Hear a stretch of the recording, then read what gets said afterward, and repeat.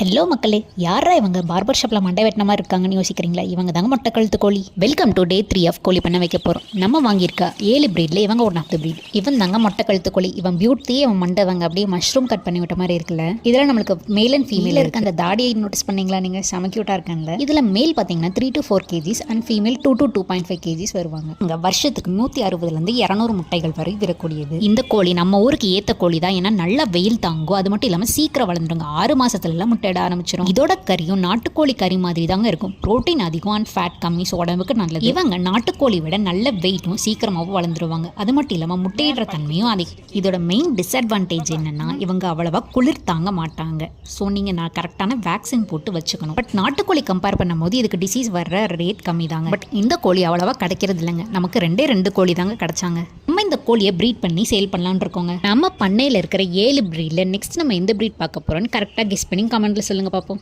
கோழி வளர்க்குறது எனக்கு ஹாபிங்க. ஹாபியை எப்படி பிஸ்னஸாக பண்ணுறதுன்னு தான் நம்ம சேனலில் காட்ட போகிறாங்க. அப்டேட்ஸ் தெரிஞ்சுக்க சப்ஸ்கிரைப் பண்ணிக்கோங்க. தேங்க்யூ ஃபார் வாட்சிங் மக்களே.